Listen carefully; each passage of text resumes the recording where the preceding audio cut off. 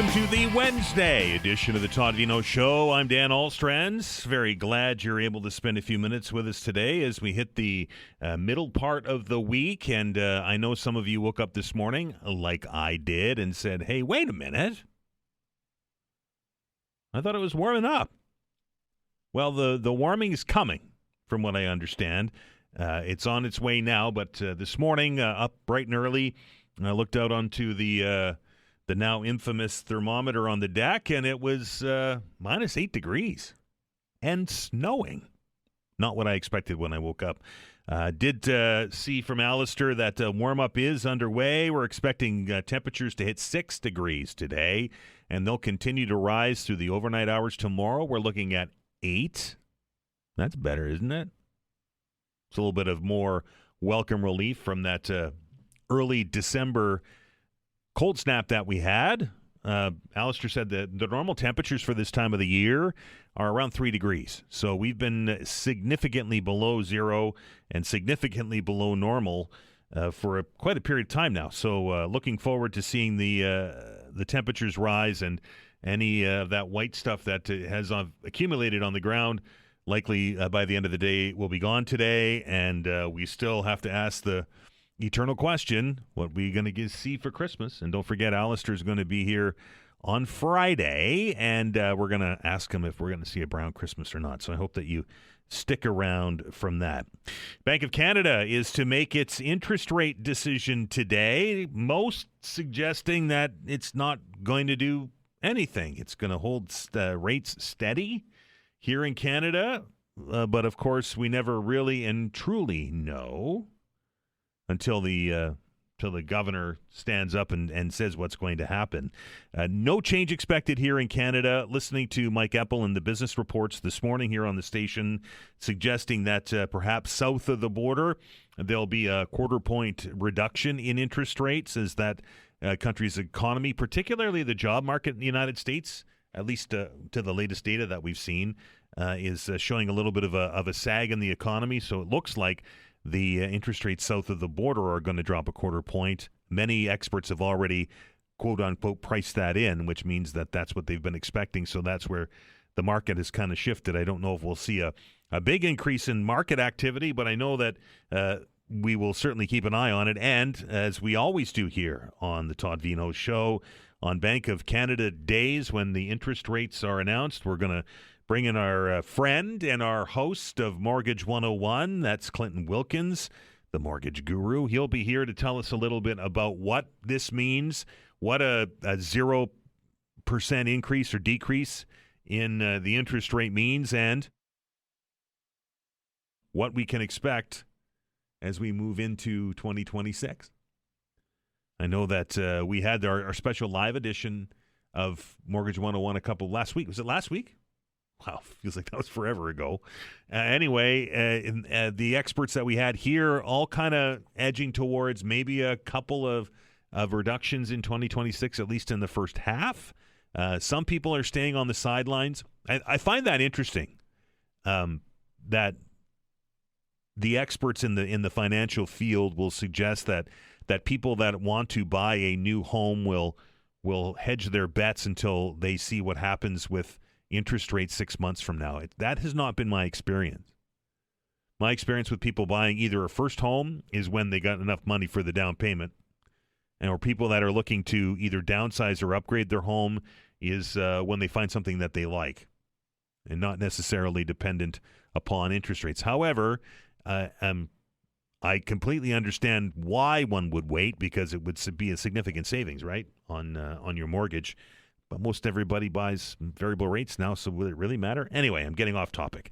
Mortgage 101 host Clinton Wilkins will be here during the 11 o'clock hour, during the back end of house calls today to tell us a little bit about what he thinks is going to happen with the rates today, and of course what's going to happen in the future. Speaking of house calls, Dr. John will be here after 11 o'clock to answer all of your medical related questions. I look forward to that. The big news in Nova Scotia today, if you were listening to the news at all today or saw it on the television, is the post from A news release posted from the leadership of the Sipekne'katik First Nation here in Nova Scotia.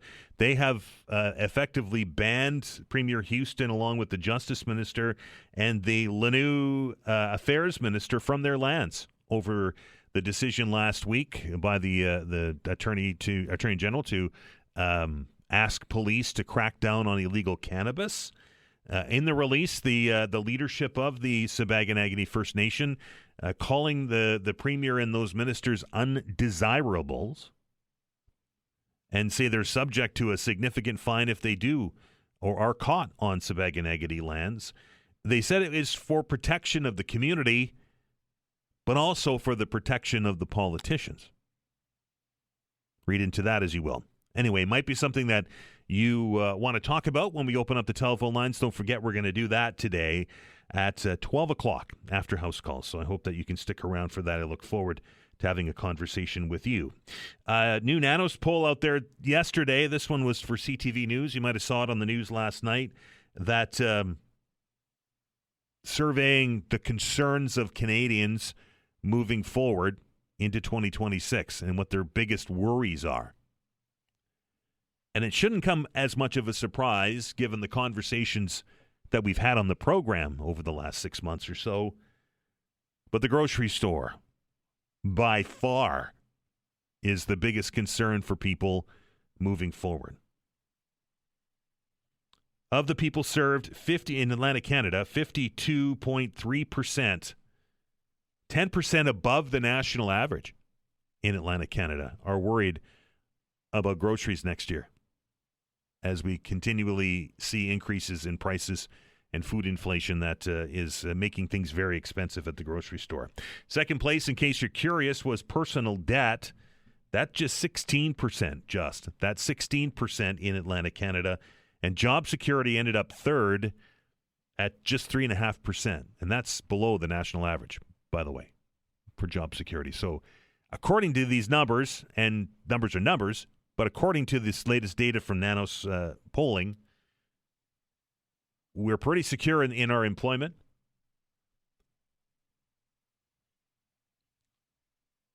Some concern about personal debt and how much money you have out on the credit and in the mortgage and everything else, that car loans, that creates debt. But more than half of you are worried about being able to afford groceries next year. It's interesting that we hear of the issues of the day, right, from the federal government. I'll get to that in a minute, and from the provincial government. Healthcare, wait times, the economy for the feds obviously is a big piece. The pipeline deal continues to dominate the discussion there. We had a flurry of concern. Was it last year at this time, or was it even 2 years ago when we saw that 6% or 6.5% or 7% inflation rate at the grocery store? There was a flurry of activity, particularly at the federal level, about what we can do to make groceries, make food more affordable. Haven't seen a whole lot lately, have we? We brought Galen Weston and the leadership from Empire Company, which is the parent company of Sobeys, to the table. They had conversations with some of the Canadian versions of places like Walmart and so on and so forth. And there was a lot of talk about holding these grocery stores to account. But then that just kind of went away. And it's by far the biggest concern for Canadians these days, according to the latest Nanos survey. That might be something you want to talk about when we open up the phone lines. Did you see the story out of Australia this morning? That country has now effectively passed a law that bans social media use for anybody under the age of 16. There was a discussion about that here in Nova Scotia not that long ago when Ian Rankin and the Liberal Party brought that to the table. The Premier and the ministers responsible kind of dismissing that, saying that it's that's more of a federal issue and it's not a Nova Scotia issue. So, take your toys and go home kind of thing. But but the state of Australia has now done it. How it works, I don't know. It just feels like one of these enforcement nightmares. If it's incumbent upon the social media companies to police this, are they good at policing themselves? Well, past history will say that that's just not the case. And how does it work? And is it effective? We talked about this yesterday with regards to helmet laws and e-scooters and bikes. You can have all the laws that you want on the books. If they don't get enforced, they might as well not even be there.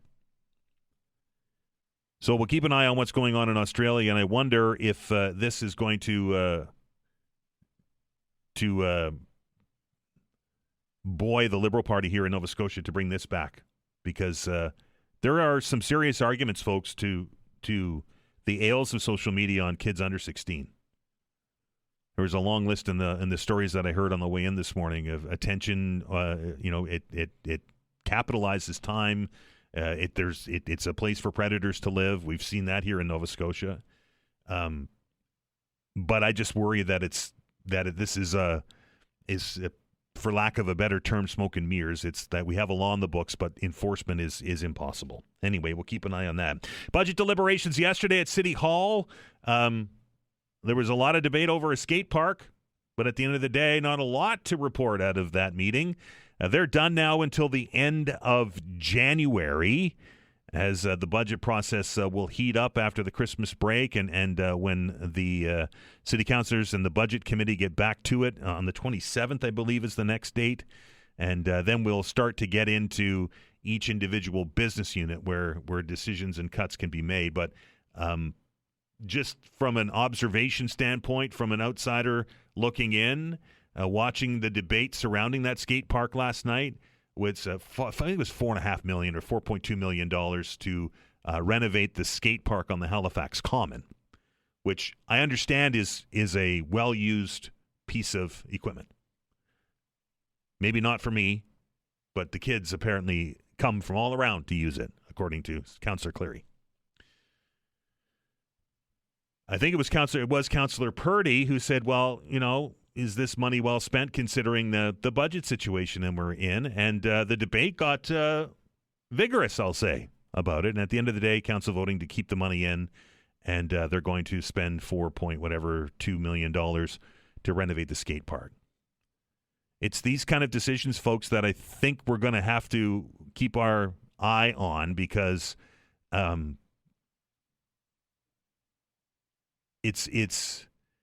there's not a lot of, I think, there's a lot of talk around the table that we have serious decisions to make, but putting off a renovation for a skate park when we're looking and staring down a 10.5% increase in taxes, I think you can see the argument to be made that maybe should have been put off. We'll have to keep our eye on it as we move forward.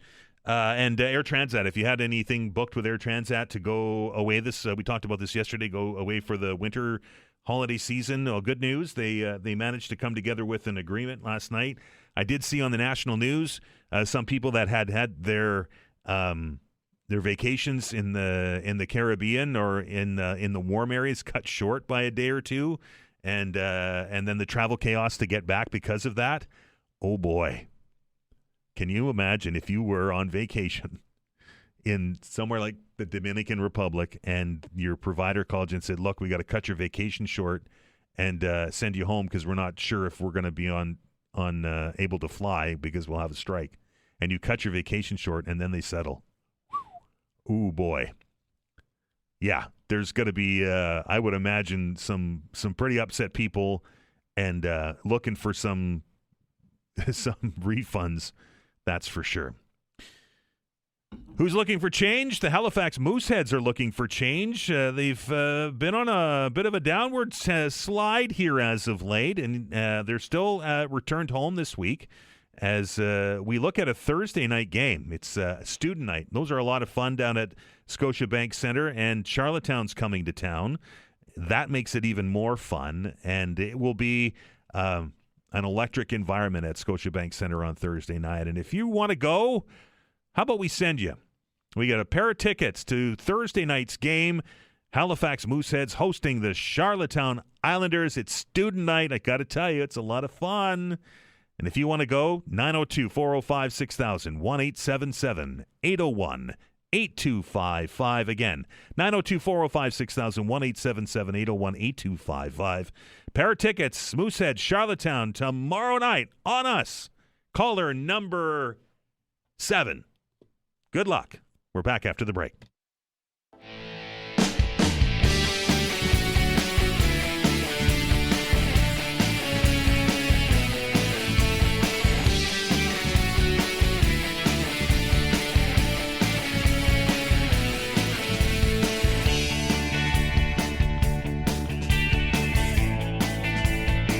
Welcome back to the Wednesday edition of the Todd Veinotte Show. I'm Dan Alstrand. The Canadian Centre for Policy Alternatives has released a new report taking a look at Nova Scotia's childcare system. And I'm very pleased to welcome to the show today to tell us a little bit about the report and some of its findings is Kenya Thompson. Kenya, how are you? I'm great, thanks. How about you? I am well. Let's get the genesis of this report. What was the focus of it, and why did you create it? Yeah, so this report is kind of looking back on the success that has been made and the challenges that still lay ahead since the 2021 Canada-wide Early Learning and Childcare Plan was announced at the federal level, and Nova Scotia signed on to a bilateral funding agreement to deliver a high-quality system of early learning and childcare for our youngest citizens across the province.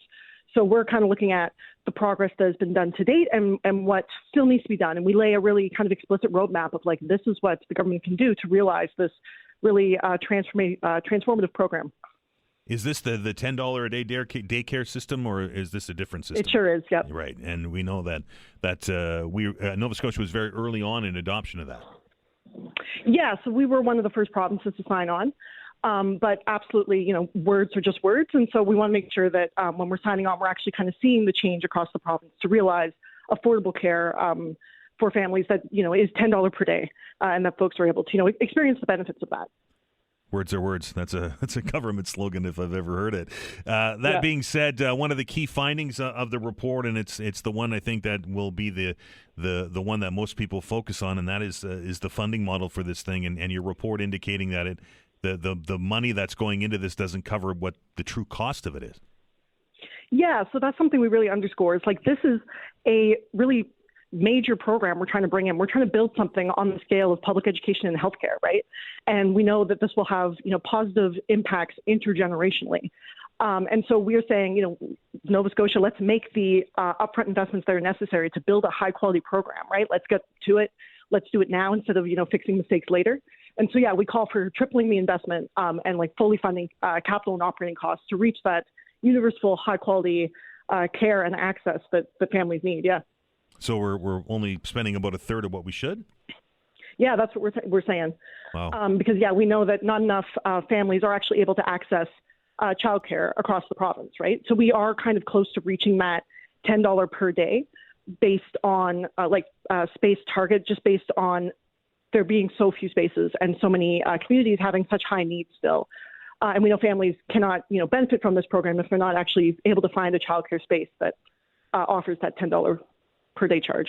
Kenny, I often talk about it here on the program when we're talking about the affordability crisis, and we're talking, in fact, off the top of the show today, we're talking about grocery store prices and rents and mortgages and all of these impacts on people's banks account. And I often wonder how a family with children is able to afford things these days. And then I reading in your report that, we're talking about $10 a day daycare, but there are still some families out there that are spending $5,000 and $6,000 and $7,000 and even $8,000 a year for childcare. Yeah, absolutely. For a lot of people, it's like a second mortgage every month that they're paying investing in childcare. We know, absolutely, amidst a housing crisis, amidst a cost of living crisis, now more than ever, that's what we kind of underscore in this report. We need to take advantage of this really historic opportunity to invest in childcare, in building a system, right? A system that can serve families for years to come, that can make sure that families aren't being, disrupted when their childcare plans fall through if they're kind of relying on more precarious private options. They're able to just, not take time off work because things fall through. we just know that there are such tremendous benefits, not only for children, but for families in terms of having just secure childcare. And that's something that is very much feasible. The province can do that if they make these upfront investments now. Kenya, I hear a lot from parents that say that it's, if you're living in HRM, it's one thing. If you're living in the urban areas, it's another. But those that are living in outlying areas that need daycare have trouble finding it. Yeah, absolutely. We know that Nova Scotia is filled with childcare deserts. So that's like postal code regions where at least 3 children are competing for one childcare space. HRM has a few of those for sure, and most of the children in the province live in the HRM. But we have so many rural and remote communities across our province, and those folks definitely have faced a lot of challenges finding that affordable childcare. And actually, the target that the province put in place is only 59% of children. That's the target coverage, and we're saying let's go for universal coverage because we know that every family can benefit from having access to childcare. Every child can benefit from early learning opportunities. Only 30% of communities throughout Nova Scotia have actually reached that target. So we need more spaces across the province, and making sure that families can actually find a space is a really key to realizing this program. Creating spaces is one thing, but having people that can work there to make sure that the kids are getting the experience that they should is quite another. And it's well documented that early childhood educators in Nova Scotia continually say that they're way underpaid and they're having trouble finding training. Yeah, absolutely. And you say it right. Like I'm always saying, when we talk about creating new spaces, we have to think about we need an educator to, provide early learning and care opportunities for that child in that space.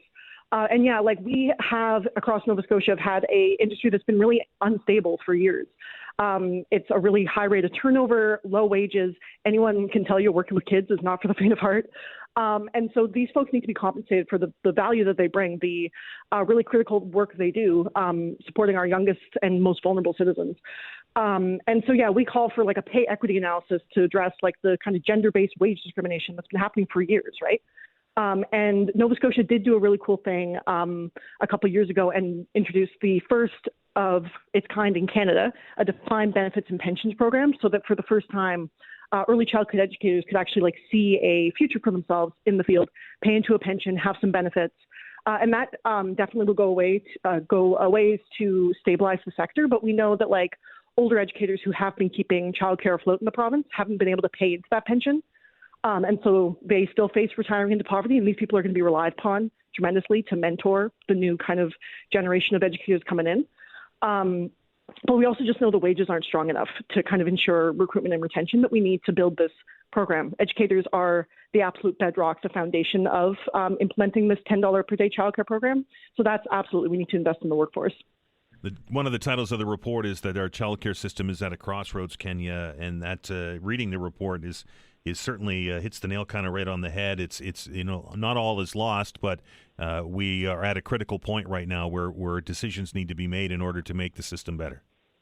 Yeah, absolutely. We have a historic opportunity amidst all these crises that you mentioned, folks struggling to make ends meet.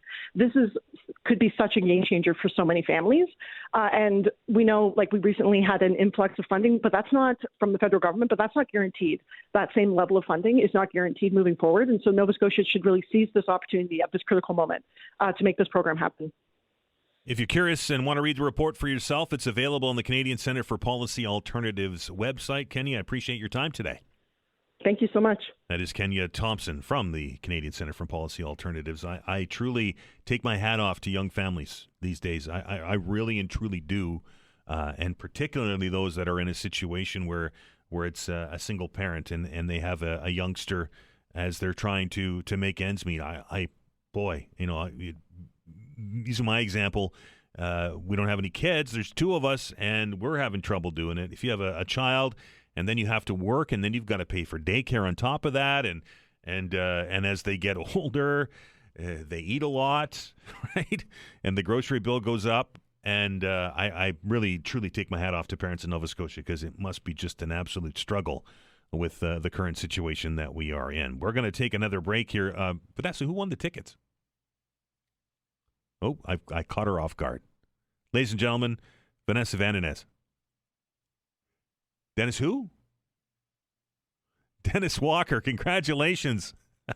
She let go of the button. She's like, I told you, Dan. Anyway, Vanessa Veinotte does a fantastic job on the other side of the glass, keeping things in order, including me. And every once in a while, I like to tease her, but that's okay.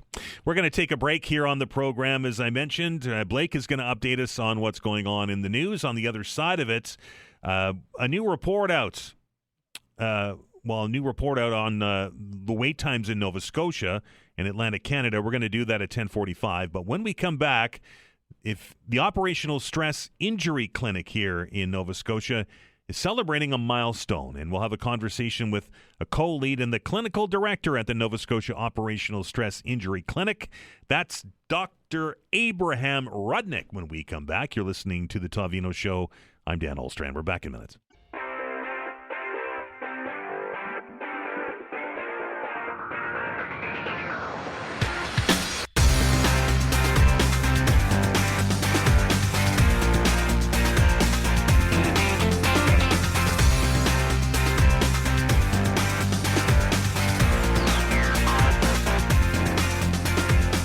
Welcome back. Been in Nova Scotia now for 16 years. The Nova Scotia Operational Stress Injury Clinic has been here since 2015, and I'm almost embarrassed to admit that I didn't know that it existed. And I know it does some very valuable work for members of the military community and the RCMP, and very pleased to shine a big light on it as they celebrate their 10th anniversary today, and looking forward to having a conversation with our next guest who joins me on the phone, and he is the co-lead and clinical director of the Nova Scotia Operational Stress Injury Clinic, and that's Dr. Abraham Rudnick. Dr. Rudnick, how are you? I'm fine, thanks. How are you, Dan? I am well, and I will fully admit it. I didn't really know that you guys existed, and that's probably a bad thing on my part, given my background. No worry. We're here to help our clients and also to make more people aware that our services are available. Dr. Rudnick, tell me a little bit about what services you provide at the Nova Scotia Operational Stress Injury Clinic. So in short, OSI Clinic is one of a few such clinics across the country, federally funded, and we provide both assessments and treatments for people with operational stress injury, which is mental disorders related to military or RCMP service. If anyone wants to read more about what an OSI is, an operational stress injury, please just look under my name, Rudnick, in the journal Encyclopedia. There's a free-to-read paper on that from 2023. What we provide are disability assessments referred from Veterans Affairs Canada to determine whether a person has an OSI, one or more, as well as we also diagnose if there are any what's called comorbidities, such as additional mental disorders. We also address physical health challenges. Many of our clients have chronic physical pain from physical injuries and more, and we also offer treatment. We start with treatment recommendations, be it medications, psychotherapies, and other types of interventions like occupational therapy. And the clients can choose whether they want it within our clinic or in private sector or both. I'm glad you listed all that, Doctor, because normally when we think of operational stress, particularly in the military and police community, in the RCMP community, we immediately think of post-traumatic stress disorder, and I would imagine that there are several of your clients that are suffering through that, but there are many other injuries that people in these situations can be dealing with. Absolutely. The most common primary mental disorder we assess and treat is PTSD, post-traumatic stress disorder, but sometimes people present primarily with depression or anxiety or substance use issues. Often these do overlap and come together, so we try to figure out what's happening clinically and also psychosocially, including what are the supports the client has, what do they need that they don't have, and we advocate on their behalf to obtain those supports. You mentioned earlier, Doctor, that you deal with people that come to you after being referred from Veterans Affairs. Is that the route to get to your services? That is the route for military veterans. For active members of the military, they're referred from the Department of National Defense, although they do have recourse to military clinics. So in Nova Scotia, most of our clients at the OSI clinic are not active members. They're either veterans or members of the RCMP or retirees of the RCMP. If they're current members of the RCMP, then RCMP Health Services refers them to us for treatment and its assessment. But they can still be active members of RCMP and submit a disability claim to Veterans Affairs Canada. Then the disability assessment part will refer to us through Veterans Affairs Canada. You're celebrating your 10th anniversary today, and you have a bunch of events planned at your offices in Dartmouth. Tell me a little bit about those. Absolutely. Right now, most of my team is with National Leadership of Veterans Affairs Canada, talking about the ins and outs of the work. And then in the afternoon, we have a formal event with a ceremony and some speakers, including a client advisor. Education is a pretty significant component of this whole thing, right? There's I would imagine a lot of people out there that are suffering in silence. Yeah, absolutely. So spreading the word that there are services for both assessment and treatment for this population is so important, and this is part of the need for this type of event. Doctor, if somebody wants to learn more about the services that you provide or how they can get access to those services, what's the best way to do that? Probably the easiest to just go on the web and look at Nova Scotia Operational Stress Injury Clinic and the referral sources. If people have contact with Veterans Affairs Canada or RCMP Health Services, they're always open to inform people on how to get referred. Well, thank you very much for the service that you provide for our veterans and for the RCMP, and happy anniversary, and I'm glad you're able to spend a few minutes with us today. Thank you so much. That is Dr. Abraham Rudnick of the Operational Stress Injury Clinic here in Halifax, or in Dartmouth, that is celebrating its 10th anniversary, helping vets and members of the Royal Canadian Mounted Police across the province for a decade. And I'm almost embarrassed to admit that wasn't really up to speed on the services that were available at that clinic. And I know that many of you that send me emails from that community, from the vets community, and retired Mounties that send me stuff with Veterans Affairs are likely more in tune with that. And I'm glad that the clinic's there, and I'm glad that it's offering these kind of supports. It's important to support vets and to support members of the frontline services. They do a service for us, and it seems to me to be only fair that we provide a service for them. We're going to take another break here on the program, but the show's going to continue. After the commercials, we're going to talk a little bit about wait times here in Atlantic Canada. I don't think it's much of a surprise that we in our part of the world have some of the longest wait care for healthcare times in the country. A conversation with the Health Policy Studies Director of the Fraser Institute, Nadeem Esmail, will be joining us right after the break. You're listening to The Todd Veinotte Show. I'm Dan Olstrand. We're back in minutes.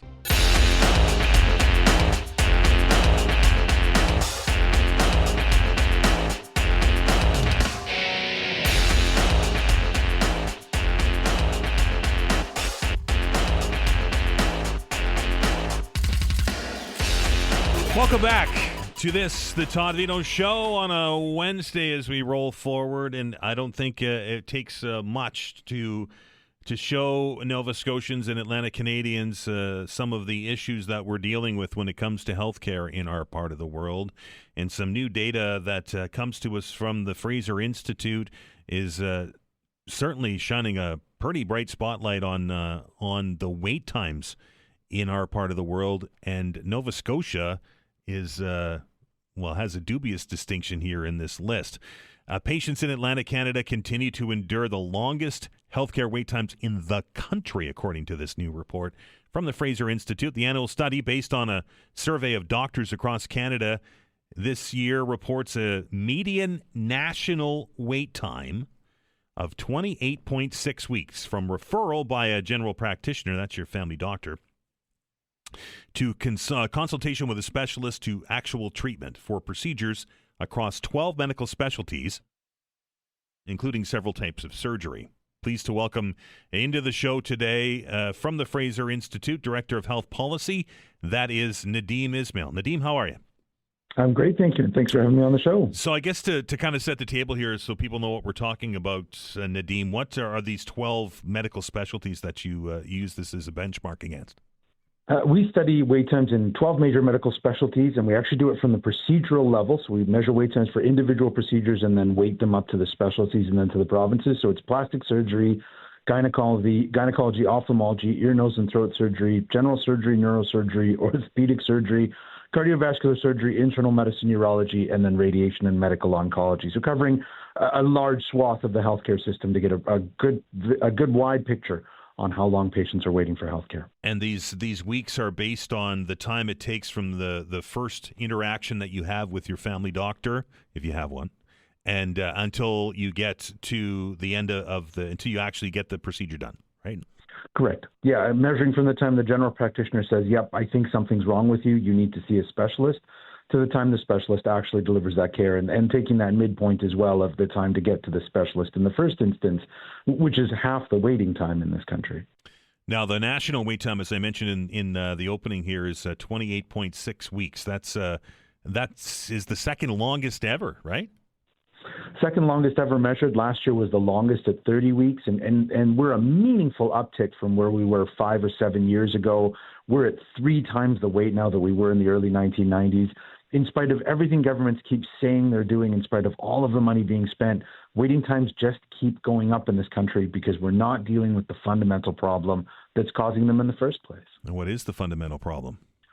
We have the wrong set of policies. If we look at countries that are doing a better job at healthcare, like Australia, Switzerland, Germany, the Netherlands, where wait times are shorter for the same or less expenditures than we have, so they're not spending more money on healthcare, we see a very different set of policies. They have user fees, cost sharing for access to the healthcare system, private competition in the delivery of services, and a private alternative, which now we'll soon have in Alberta, but is yet to happen in the rest of the country, really in a meaningful way outside of Quebec. These are very different policy constructs to what Canada has, and it's Canada's policy choices that are driving these long wait times. It's not spending, it's not governmental commitment or desire. We have the wrong policies. Some of those, Nadeem, those policies are facets of the healthcare system that many Canadians hold near and dear, right? Absolutely, and certainly some of those policies would be a clear violation of the Canada Health Act. But let's be clear here, when we're talking about these policies, we're talking about a better way to deliver universal access healthcare, a way that might not fit with the current thinking around healthcare in Canada or within the Canada Health Act, but is absolutely consistent with the belief that everyone should have timely access to high-quality care regardless of ability to pay. So a user pay system, a two-tiered system is the solution? It's certainly a part of the solution, allowing individuals to escape the public system and look after themselves when the public system is unwilling or unable to meet their needs. The evidence is clear that is going to lead to shorter wait times as some patients leave the public queue and allow the public system to focus on those patients who remain. At the same time, the public system needs to be delivering that healthcare with money following patients to hospitals in a competitive hospital sector. That has worked so exceptionally well in countries like Sweden, Australia, again, Germany, Switzerland, Netherlands. The leading nations all have the same set of healthcare policies. We have a different set of healthcare policies that are failing Canadians. When we talk about two-tiered healthcare here in Canada, particularly on this program, the bulk of the listeners push back, saying that it'll benefit the rich and the poor will be left out in the cold. These are the stories that Canadians have always been told about healthcare reform, and often based on this false dichotomy that there's the Canadian government-dominated way of doing healthcare or the American non-universal way of doing healthcare, and it's just not the truth. Even in comparisons of healthcare equity, we don't show up particularly well in Canada, again, compared to those same nations that are doing all of these things that we're always told in Canada are going to destroy the healthcare system, and yet in Sweden, Switzerland, Germany, Netherlands, Australia, Japan, the list goes on. All of these countries are benefiting from those same policies, getting better universal access healthcare systems without spending more on healthcare than we do. We're paying for the developed world's best performing universal access healthcare system and getting anything but in return. Taking a look at some of these wait times from the report, Nadeem, and looking around the region here, New Brunswick saw a pretty significant drop in time. PEI saw an even bigger drop in time. Newfoundland was flat, but Nova Scotia, holy smokes, a 10% increase. It has gone up. If we come back a little further, Nova Scotia has come down a little bit from where we were in 2023, 2022. Right. These are Canada's smaller provinces population-wise, so the wait times do tend to move around a little bit. But consistently, we see Atlantic Canada lagging the rest of the country, followed by the prairie provinces, and then the leading provinces are typically Ontario and Quebec, with BC moving kind of in and out of the groups. But we are seeing across this nation very, very long wait times, especially when we look all the way back to the early 1990s, where we're at 3 times the wait it was back then. And even then, the Atlantic provinces were lagging the rest of the country, generally speaking. Appreciate your time today, Nadeem.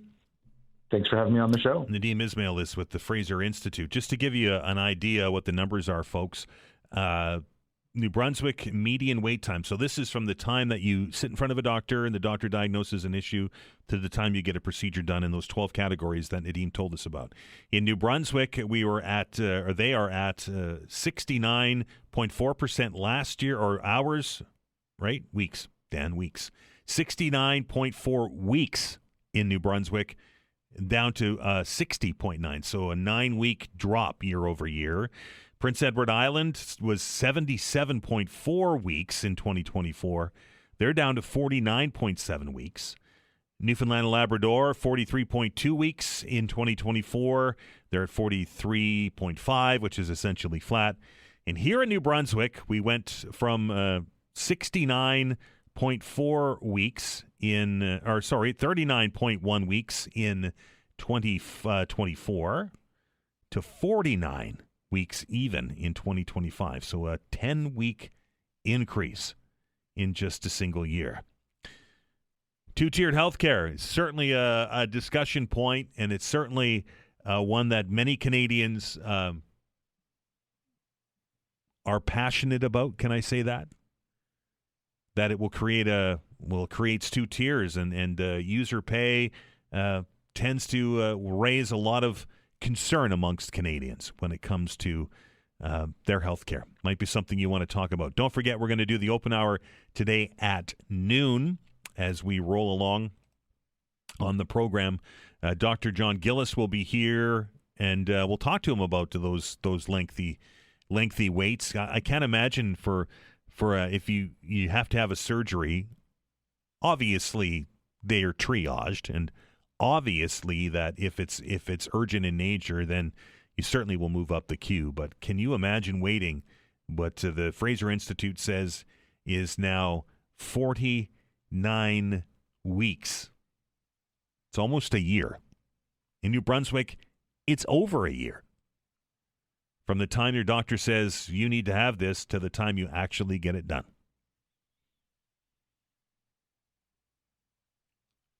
I think that this leads to some of the issues that we see in the ER, where people just aren't going because they know they're going to wait for 12 or 14 or 16 hours.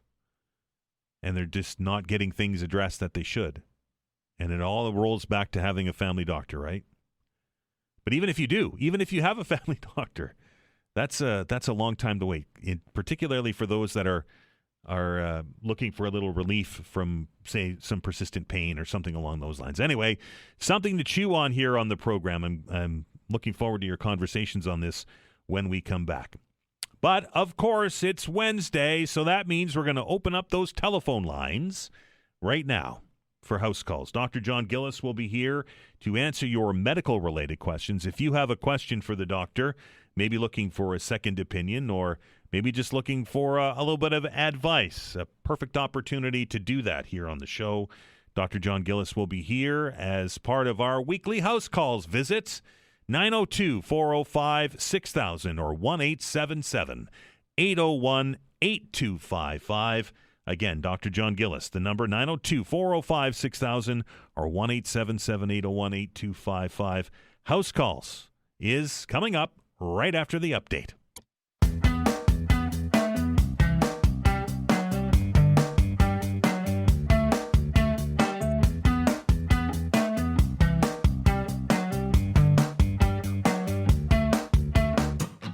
right, welcome back to the Todd Veinotte Show. It's time now for house calls. If you have a medical question or want some advice from our doctor, here's your opportunity. 902-405-6000, 1-877-801-8255. I was watching a hockey game on Saturday night, again, the proverbial rivalry game between the Toronto Maple Leafs and the Montreal Canadiens, and we got through regulation, and we got into overtime and the shootout, and I said, the Leafs are going to lose this, not because of any kind of play or goaltending or anything else, but because the jinx is in the building. Hello, Dr. John Gillis. Yeah, I totally jinxed them. It was a good game. At least you got your money's worth. Yeah, well, they deserve to lose. They did. To be honest. Held to be held them in. They were outshot and outplayed the whole game. The fact that they snuck out of there with a point, I was happy to see it. Because, yeah, they didn't deserve to win it. It's interesting that watching it from away, and of course we'll get to the house calls in a minute. But watching it from away, there were a lot of Canadian fans in that building that night, and I heard some of the Go Leafs Go chants getting drowned out by Hab fans. Oh, it's true. Especially I was sitting up top where I usually sit, and there's a lot of Habs fans up there. 902-405-6000, 1-877-801-8255. Dr. John, we'd like to start the program off by getting an idea on how it is going out there, particularly now as we're getting deeper into respiratory season. What are you seeing at the ER? I haven't been back since last week. It was kind of this usual crush of everything, but I wouldn't say it's heavy respiratory, at least not yet. But I'm sure we'll get there as the weather declines and people are inside more. We're in the beginning of flu season, right? This is when it starts. Yeah, it's going to start to heat up, and it's not just flu that's out there. It's influenza. COVID and adenovirus and RSV and every other thing. So it's a lot. Get your shot. That's all we can do to prevent it, right? Absolutely.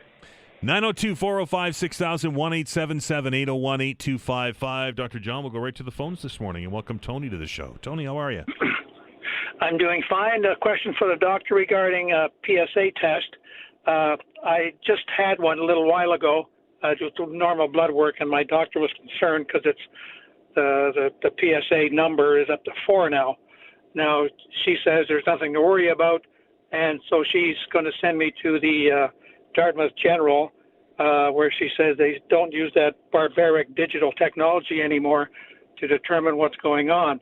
So based on that, is there anything you could tell me as to what I would expect if I were to go there for, I'm not sure, whatever, just to have a look at this beastie or whatever anyway? Well, I hate to break it to you, but most urologists will still do a prostate exam. That's sort of still part of the process. I'm sure they mean by barbaric technology, but they're not gonna hold you down or anything. But that still typically is a part of it.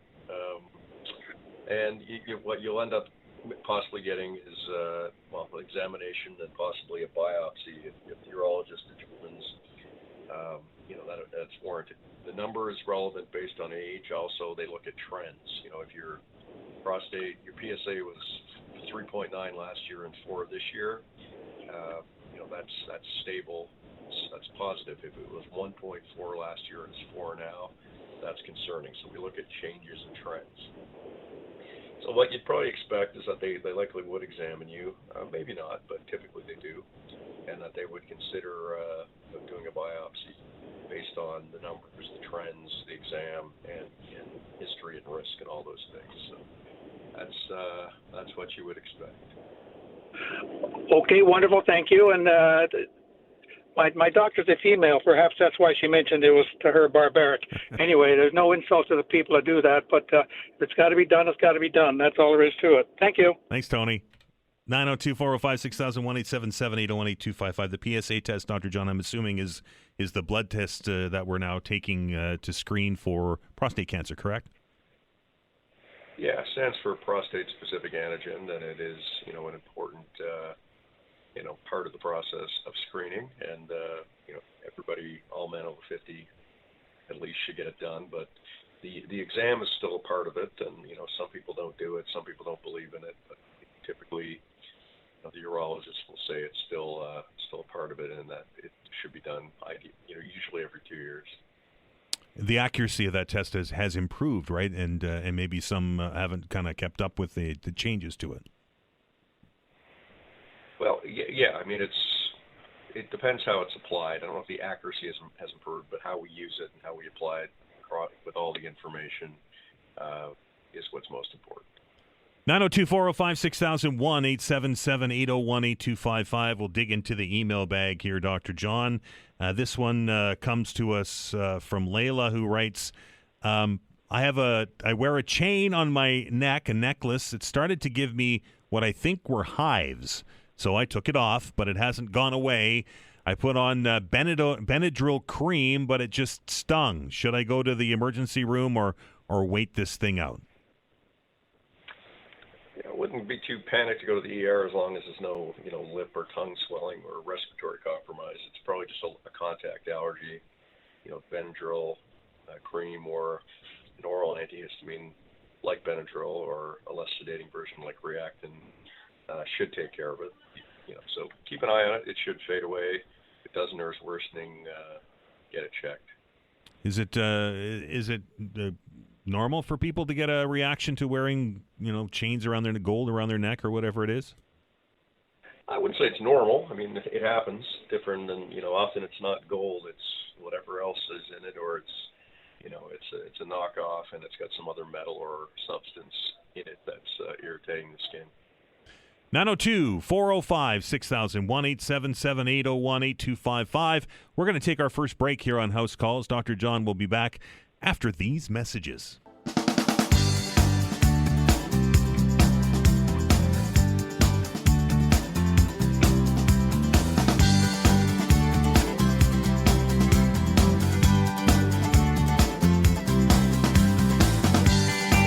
This is House Calls. He is Dr. John Gillis. The number is 902-405-6000 or 1-877-801-8255. If you have a question for Dr. Gillis, lines are wide open, folks. You can get right in. You won't have to wait like you do, say, at the ER. 902-405-6000 or 1-877-801-8255. Dr. John, I don't know if you're listening earlier in the program today. We had a conversation with a fella from the Fraser Institute who've put out a new study that is suggesting that wait times from the time that a doctor says that there's something wrong with you to the time that you get a surgery for, I think it was 12 different surgeries, now approaching 1 year in Nova Scotia. They're suggesting that a user pay system is the solution to these wait times. I'm interested to hear your thoughts from the front line. Yeah, I mean, this is a complicated topic. That's been a complicated topic for a long time. There is some logic on the surface that if people can pay to get things done quickly, it offloads the other side of the system. The problem with that is it doesn't account for the human resources side of thing and the facility side of thing. So, jurisdictions in Europe like France and Germany have a surplus of physicians, including surgeons. So more and more people operating on the private side, it doesn't necessarily impact the supply of providers on the public side. We don't have that luxury in this country, so as more people move into the private side, it does pull people from the public side. The caveat to that is, we have surgeons that are operating 2 days a week because that's the OR time and the bed support that they have and the nursing OR staff support that they have. So, surgeons like to operate. Hockey players like to play hockey. It's like, if the NHL happened 1 or 2 days a week, that wouldn't work for the business model, but, that's what, happens with surgeons. So, if we can find a way to make sure that the surgeons are still operating in the public system while taking some load off by doing it on the private side, there is some logic to it. There's an equity piece here that, why should somebody be able to pay for it and get it more quickly, balanced with, well, nobody's getting it quickly because it's slow for everybody in the current model. So as usual, the truth is somewhere in the middle. We're already seeing governments, workers' comp, paying for surgeries to be done, delivered privately but paid publicly, which a lot of people don't get. They think anything done outside of a hospital, if it's private, it's bad. Often it's paid for by the government, but it's just delivered outside of the hospital, which can be far more efficient. So finding ways to, keep our surgeons busy and operating and taking care of people, makes sense. It's just finding the balance, which remains the elephant in the room and has been for a long time. John, we know that there's a big construction project underway down at the Kiwi2 sites, and will that help to create more OR time and bed supports once that building's up?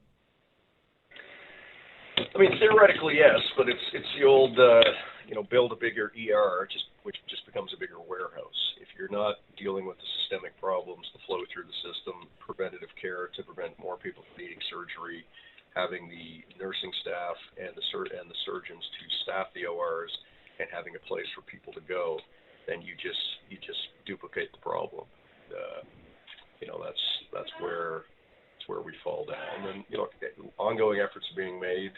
It's not easy, but hopefully we continue to make progress. 902-405-6000, 1-877-801-8255. We'll go back to the phones, and we welcome Kathy to the show. Kathy, how are you? Good, thank you. I just want to ask Dr. John if he's ever heard of ocular rosacea. I just want to ask Dr. I've heard John. of it. Why do you ask? Because I have it. And a specialist gave me tobramycin to put on the lid of my eye. And I had rosacea when I was a teenager, really bad. And I'm 65 now, and I haven't had it for years.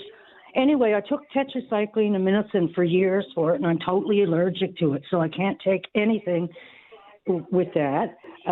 So my doctor ended up giving me what women use for a yeast infection to put on my face, which is called metronidazole, 0.75%. And it's actually working. And the ophthalmologist told me to boil an egg and put with the shell on it, right, and put the heat on my eye and keep doing that 3 or 4 times a day. But I've had this since March now, and I'm wondering, is there anything else do you know about this, and is there anything else that I could do to get this cleared up? Because I Googled and it said it could cause blindness if there's not controlled, and I'm blind in my left eye because I had a detached retina at 17 years old. Yeah, I mean, that's not something I can give you advice for on the radio. I mean, you need to listen to the ophthalmologist who knows, the drugs and how they interact. I mean, that's an appropriate drug for ocular rosacea, but you need to make sure it's the right thing for you in the context of everything else you have going on. So just check back, and if you're concerned, ask those questions to the ophthalmologist. Thanks, Kathy. Appreciate it. Best of luck. 902-405-6000, 1-877-801-8255. Dr. John will go to the email pile here, and this one comes to us and writes, my elbows make a popping or a clicking noise while I'm doing exercises, things like push-ups or anything that involves bending my arms, like flexing. I find it odd that it doesn't hurt doing certain things but causes mild discomfort to minimal pain while doing other motions. If I hold my arm up and flex while bending it past roughly 90 degrees, I can visibly see what seems to be a tendon sliding on the inside of my elbow. Is there a way to fix this problem? Well, I mean, tendons are supposed to move on the inside of your elbow. That's why your elbow moves. If the problem is clicking, I mean, the sounds are typically, just things moving over each other, rubbing up against each other. It's not typically a problem. If you're having pain and inflammation, the solution to that is, 1, rest from whatever's causing, the inflammation, which is repetitive movement often. 2, seek treatment for it, either, physio, bracing, anti-inflammatories, sometimes injections.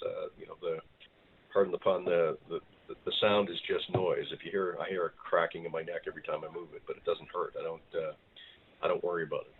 If I had a cracking in my neck and I couldn't feel my arm and it hurt a lot, that's a different story. So, if pain is the issue, seek some treatment for it and proceed from there. I have the same issue when I rotate one of my shoulders. It feels like a little bit of pressure builds up and then it pops back into place. It doesn't hurt and it doesn't impact my life, but it's just kind of a bit annoying. Well, that's it. So, manage it, keep moving. I get the same thing with my right shoulder. It makes weird sounds and stuff, but as long as it's not playing music or talking to me, I don't worry too much about it. Yeah, it's scary when your shoulder starts playing music. 902-405-6000, 1-877-801-8255. One more email question before we take a break for the news.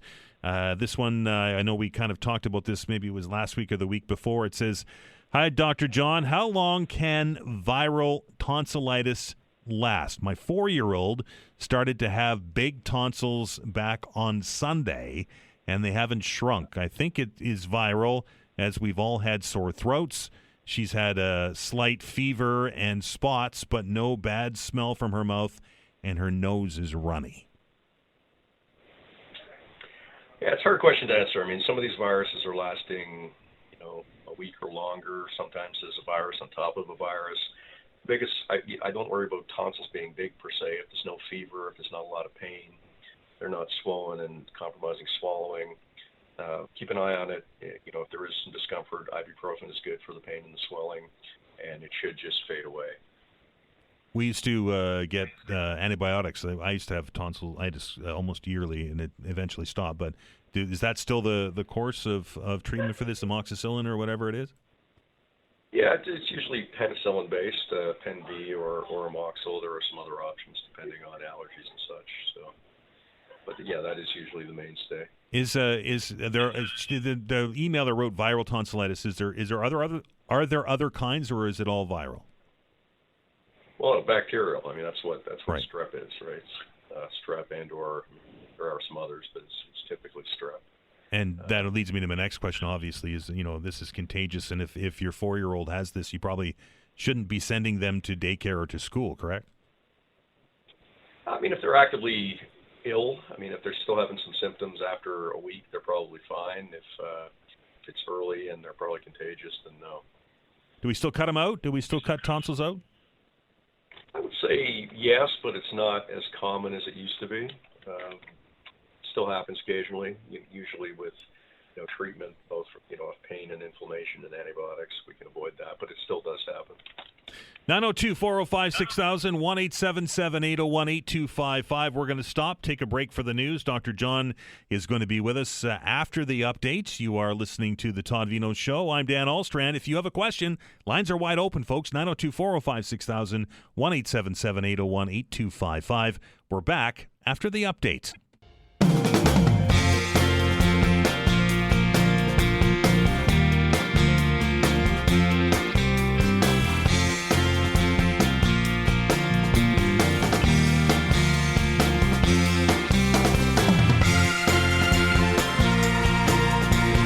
Welcome back. House Calls continues. 902-405-6000 or 1-877-801-8255. The show continues. If you have a medical question, here's an opportunity for you to ask it. 902-405-6000, 1-877-801-8255. Dr. John Gillis on the line with us today.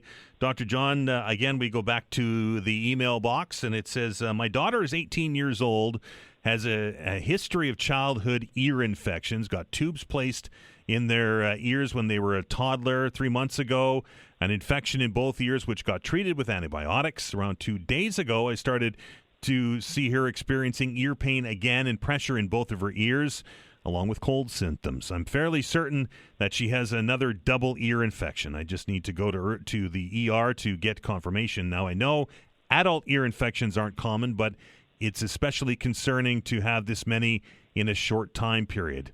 She says that she hadn't had an ear infection since she was in elementary school.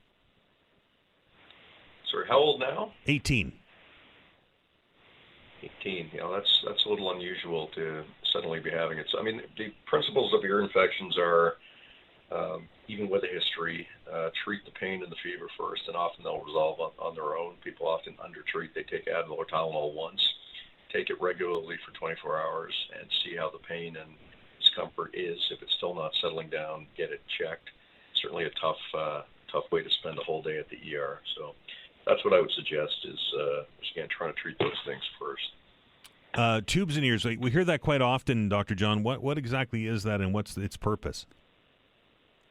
Well, it's putting a little plastic tube through the eardrum, the tympanic membrane, to allow a place for fluid and/or infections to drain.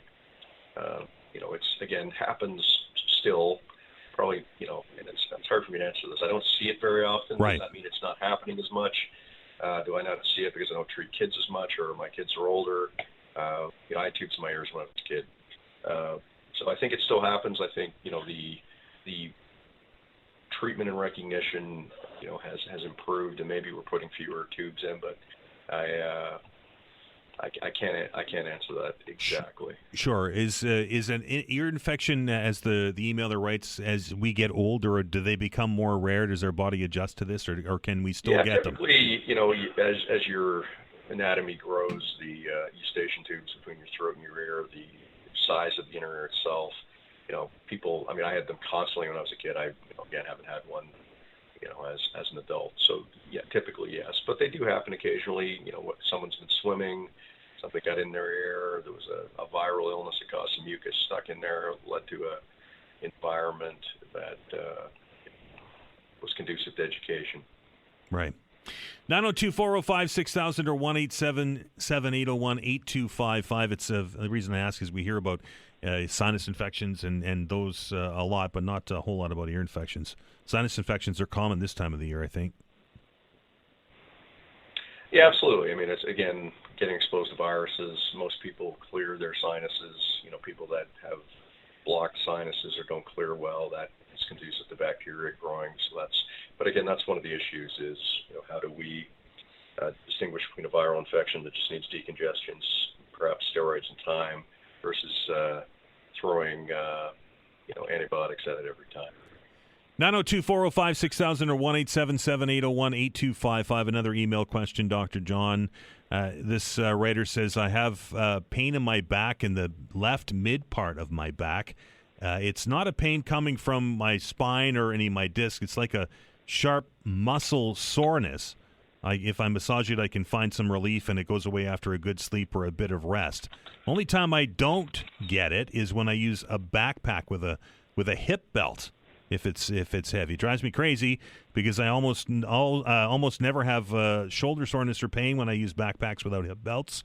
It's always that spot, and I really don't understand why, since it is not where you normally would suggest there was pain. This person obviously is a hiker. Yeah, I think it's probably just distributing the weight better and allowing more muscle groups to be involved in handling it, or it's preventing something from digging into the back. But it's probably just a distribution of weight thing, depending on how you're carrying and what you're carrying. I would say if it's working, go with it. 902-405-6000, 1-877-801-8255 is the number. If you have a question for the doctor, lines are wide open, 902-405-6000. Now, another email question, Dr. John, and we're getting to the end of the mailbag here. It says, hey, Dr. John, I've been dealing with what I consider a random swelling on the right side of my face for over a week. I've been to the ER. Doctors just don't seem to be able to know what it is. It just happens out of nowhere. Sometimes it's there, sometimes it's not. I can't figure any triggers. I also feel constantly exhausted and sick, which gets worse when the swelling gets worse. So far, I've had blood work done, and it shows elevated inflammatory markers. This is a bit of a concern for me. Sinus issues have been ruled out. Allergy testing negative, and of course, because of this, I'm dealing with lots of stress. Yeah, that's pretty non-specific. Inflammatory markers tell us that something is inflamed. They don't tell us what. If the issue is coming and going, it's either related to some allergen that's hitting the area, or some mechanical thing that's irritating the area. allergy testing, isn't necessarily definitive. It just may not be finding what the allergen is. So, I guess depending on what the problem is, pain or swelling, see what helps, whether it's anti-inflammatories or antihistamines, and try to manage the problem. If the serious stuff has been ruled out, hopefully that minimizes the stress. So that's my 2 cents. And one more question here, Dr. John, before we get to the break. This one comes to us and says, "Hello, Dr. John. I'm 18 years old. I've been diagnosed with ADHD and some anxiety. The writer says I have smoked cannabis consistently for the last 2 years, but have recently quit. Now I'm concerned that I may have created some damage to my brain. I know weed has harmful effects on a developing brain. And if I stop now, will my brain develop the same as if I had never smoked weed?" I think it's like anything, amount of time and how much. I mean, if you're a teenager, and you're smoking once a month, not that I'm advocating for that, but that's less dangerous than if you're, packing back 5 grams a day. With anything, if damage is being done, the sooner you stop it, the better. Typically, the brain is very adaptive, and it sounds like the person sending the message is pretty aware of it and responsible. So, you can't take back what you've done, but you can be responsible with your choices on a go-forward basis, and it sounds like that's what's happening. Is it recommended for people under 18 to consume cannabis, Dr. John? Usually say below 21 that we worry about the developing brain. 21 to 25, take some caution and less concern after 25. So, too much of anything can be bad for you. The younger you are, the more it can affect your developing cognition. And, we do see it. We do see people, teenagers that, in extremis have smoked a lot of weed growing up, and it does affect, their motivation and their cognition. So it is real. It's not, anyone screaming weed terrible, avoid it, it's the devil's lettuce, but it's not a completely benign substance and needs to be considered seriously in this regard. And very quickly, we got a caller. We'll bring him on the air. Bob, how are you? Good. How are you? Good. Your question, please.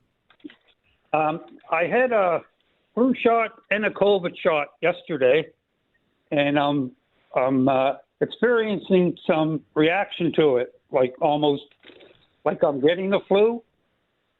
I'm supposed to babysit grandkids tonight. Would I be contagious the way I feel because of it, or is it just a reaction? Not from getting a shot, no. I mean, you theoretically could be sick from something else. You theoretically could have caught COVID the same day you had a shot, but, you're not contagious just from getting a needle. I've heard from a few people, in the last few weeks that, they've felt a little unwell after getting the shot. That's fairly common. It usually passes fairly quickly. But if it's just the shot, no, there's no risk there. Okay. Thank you very much. Thanks, Bob. I appreciate it. 902-405-6000, 1-877-801-8255. Dr. John, we're going to give you back some of your day here. Appreciate you joining us, and have a fantastic one. We'll talk to you next week. Sounds good. Talk soon. That is Dr. John Gillis here every Tuesday to answer your medical questions. When we come back from the break, the Bank of Canada has spoken. What have they said? What does it mean for interest rates? And what does this mean moving into 2026? Mortgage 101 host, our mortgage guru, Clinton Wilkins, is in the house. He'll be in the studio right after the break. You're listening to The Todd Veinotte Show. I'm Dan Olstrand. We're back in minutes.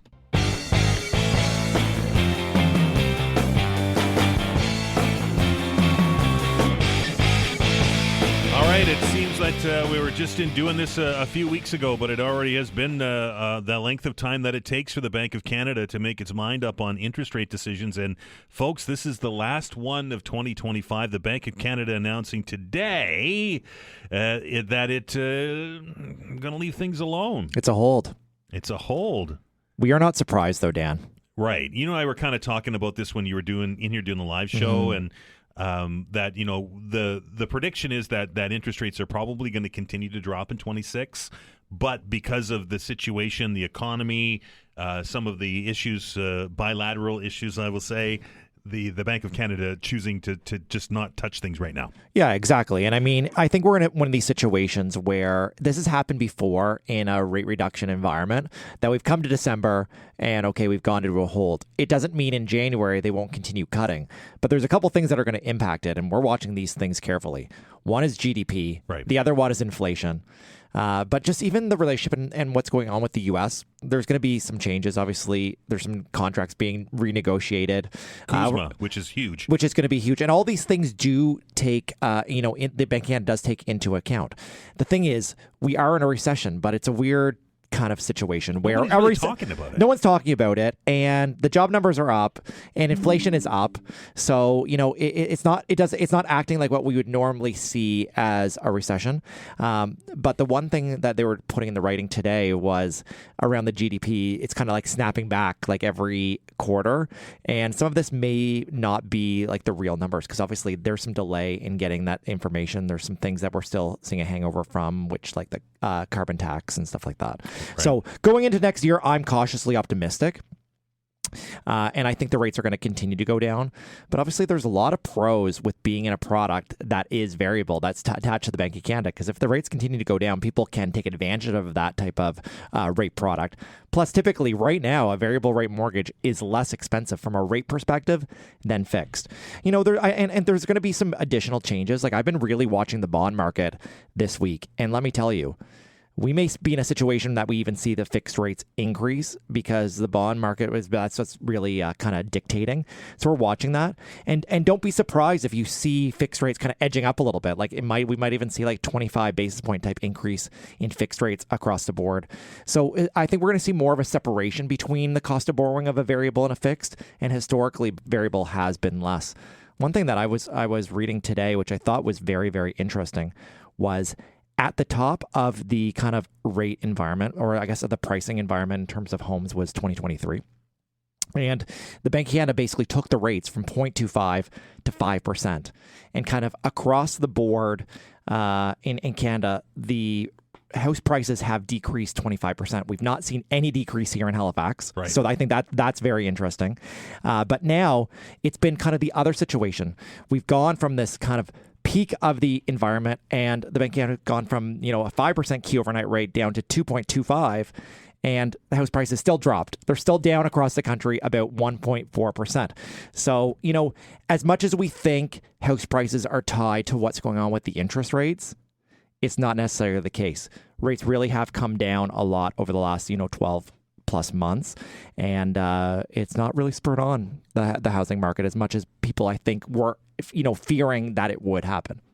Stats Canada reported, I think it was late last week, that the national housing price numbers were dropping across the country, but Halifax is essentially Canada's hottest housing market at this point because we're starting to see demand not increase as opposed to increase. Yeah, a 3 to 5% increase here in real estate prices in Halifax.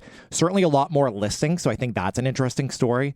And people think more listings means, hey, it's going to become a buyer's market and the sellers are going to start getting desperate in terms of selling. That hasn't happened here. It's really a story of demand. The one thing I'm going to be watching going into 2026 is we have a lot of rental units coming online here. Even all around the studio, there's towers everywhere and cranes in the sky. 13,000 units in HRM are being built as we speak. We have one of the most unaffordable cities from a rental perspective, right? Because the average rent is just under $2,500, which may not seem crazy. Maybe in Toronto the average rent's $5,000, but the rent compared to income, we are the most squeezed here in Halifax. So I hope it'll bring those rent costs down. But consequently, renting is very unaffordable, but home ownership is a lot more affordable here than it is in a lot of other places across the country. As long as you can cobble together the down payment, as long as you're paying $2,500 a month for rent. Correct. As long as you can get into the housing market, it is more affordable overall compared to other areas of the country. Clinton, people are asking now that the bank has spoken, and we're still thinking that there's going to be at least a couple of rate reductions in 2026. Those that are looking maybe to get into the market, maybe they've got that down payment ready to go, and those that are maybe looking to upgrade or looking to downsize their homes, what advice are you giving them? Is December the time to go? Is January the time to go, or should we wait till the spring to see what the next change is with the Bank of Canada rate? Oh, I love the first quarter of the year, Dan. Let me tell you, that's typically, I think, where consumers get the best deal from a purchase perspective. Typically, anybody who's selling a home and they're going into this winter season, they don't want to carry this home through the winter. They don't want to shovel. They don't want to insure it. They don't want to heat it. So if you're looking at listings that, started in 2025 going into 2026, I think it becomes a little bit more of a buyer's market. And typically those sellers that have been holding on for more than that 30, 60, 90 days, they're going to become more negotiable in that January, February, and March season. I can tell you by the time March hits, we're usually gangbusters on all types of transactions. So I think the best kind of deals, and I think the most negotiating power is usually like January, February, to be honest. What are you expecting for average house price? I know that we're sitting somewhere around 540, I think was the last number I saw. You said on the live show last week, or when we did it, that that $600,000 price tag is the kind of the sweet spot where those aren't staying on the markets. What are you expecting for the home value when we move forward? I think 600,000 in Halifax is close to the average when we're looking at that 540. We're looking at a bigger kind of expanded footprint. I think that's still going to be a very hot price point. And I think the ones that we're seeing sit on the market longer are the, 700 plus price point. I think those ones are sitting, and there's less buyers that A, can qualify for that, or B, are willing to sell maybe their starter home to buy up. And I think there's this whole slowdown in the market from people entering the market. Obviously that's challenging for a first-time home buyer. But I think the clients that we saw 5 and 10, 15 years ago, they might not be buying bigger homes just due to that cost of borrowing, that's slowing them down a little bit. So I think as we continue to see the rate soften, I think that's going to renormalize a little bit. And I think there's going to be more transactions happening in all these different price points. But I would continue to say always the median is going to be the hottest. And anything that's really below that average, I think the demand is just going to be continue to be very high. Property taxes, Clinton. We've been having a big discussion on property taxes here on the program as of late. City Council looking for some more information on the cap, the assessment cap. Your thoughts on property tax, the cap, and the fairness in taxation in a neighborhood? For me, I understand everything is more expensive. We've been squeezed, at the pumps. We've been squeezed at the grocery store. HRM needs to bring in more revenue from a tax base to be able to continue to operate and provide us services. And we always want more, but we don't want to pay more. For me, what I really would love HRM to focus on is increasing the tax base more so than increasing the tax rate. And, if we can get some of these shovels in the ground, I think we can get more homes to be able to increase the amount that's going to go to the coffers to be able to, support the social services and all the services that HRM offers us every day. We are very services rich here in Halifax, and I think we don't want to give up this lifestyle that we've built. I think Halifax is one of the best places to live across the country, and it's certainly been a very good place for me to do business as well. I want to see that continue to maintain. I think we're going to continue to see increases from HRM, but I think a 10% or 10.5% increase is a lot. The one thing that we also need to think about as residents here in a municipality, the municipality is benefiting from these assessments continuing to go up. So I think it's going to be a balance between what's going on with the cap, what's going on with the assessment, what's going on with the tax rate. But I think all those things being said, let's just get some shovels in the ground. Let's work with the feds and the provinces to get more homes built that we can, increase that tax base and get more revenue in.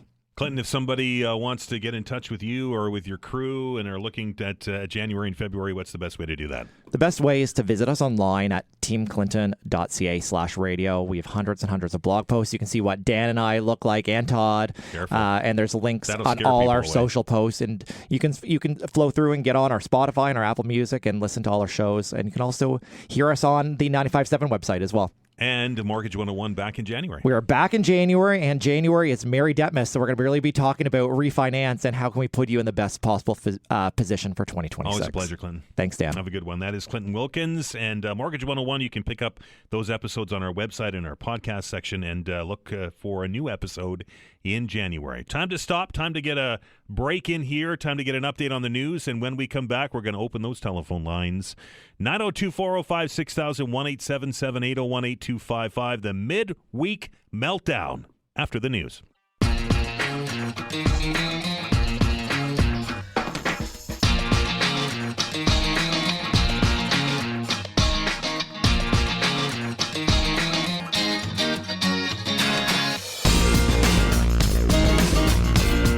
All right, welcome back.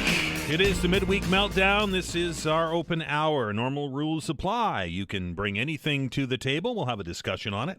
902-405-6000 or 1-877-801-8255. A number of items in the news today have certainly created some discussion around the water coolers here at the Yonge and Roby Yonge Tower. Some of the news over the last 24 hours. Of course, the biggest one was the lead story this morning on the morning news. If you were listening to 95.7 News Radio, you heard that Sipekne'katik First Nation striking back at the province after the Justice Minister last week said that was urging the RCMP to crack down on illegal cannabis distribution sites, particularly in the First Nations. I think they said there was 115. I stand to be corrected on that. Across the province that Scott Armstrong said needed the attention of police. The RCMP earlier this week saying that they'd already begun to crack down on these things before the government direction came down, and the First Nations across Nova Scotia not happy with this. Scott Armstrong reaching out to the chiefs to ask for their assistance in it. A number of them saying they were appalled, others saying that this caught them off guard. And the chief of the Sipekne'katik First Nation taking it one step further yesterday, issuing a news release on to social media that is banning the Premier, the Justice Minister, and the New Affairs Minister from their property, calling them undesirables. The release says Premier Houston has lost all credibility as the province's elected premier. He continues to be ill-advised on things related to New Affairs and continues to violate constitutionally protected Mi'kmaq rights. They don't have our best interest at heart. Breaking the ban, by the way, the First Nation says could result in a $50,000 fine. It goes on to say the banning is not only for our protection, but for theirs. Now, the CBC has an article up on this where they've got a statement from the Premier's office, and I will say this as a quote. Government takes safety threats on the Premier and ministers very seriously. That quote in a statement to CBC News. Obviously, we're going to reach out to the Premier's office for comment on this, but I'm curious as to what your thoughts are. 902-405-6000 or 1-877-801-8255. Social media ban. We know that the Liberal Party here in Nova Scotia put forward a ban that the provincial government said really wasn't their call on. But the Australian government has now instituted a full ban on social media for those under the age of 16. I'm interested to hear from parents out there that have children under 16 today. If this is something that makes sense, if this is something that will help their children, or is this something that is a lot of bluster, but a whole lot lacking in teeth, and the enforcement end of things will be next to impossible to do. As I understand it, the onus on ensuring that somebody is of legal age in Australia, 16 being the legal age, to use social media would be on to the social media companies. But I wonder how stringent those rules are and how it gets enforced. Is it just going to be taking somebody's word for it, like we've seen on websites that you have to be over age of majority to enter, and you just put your birth date in and you're good to go? Or will there be some more robust rules? I'm interested in what you have to say about banning social media use from those under 16 years of age. Interesting. I wonder if there's other applications for that moving forward. I know that there was some discussion in various workplaces around. Maybe this was probably all the way back before the pandemic that social media use in the office was a distraction and was a time waster, for lack of a better term, and that it could be banned in the workplace. So if we ban this for kids under 16, as Dr. John was telling us, developing brains, right? Developing brains develop until they're 21, and there likely is some medical ills to using social media, like kids use social media. Not to mention the toxic soup that social media has become, and maybe somebody under the age of 16 not having all of the tools that older adults have to deal with some of the vitriol. Is that the word I'm using for social media? I can tell you, sitting in this chair and being on the radio every day, you get to learn what social media can be about very quickly. And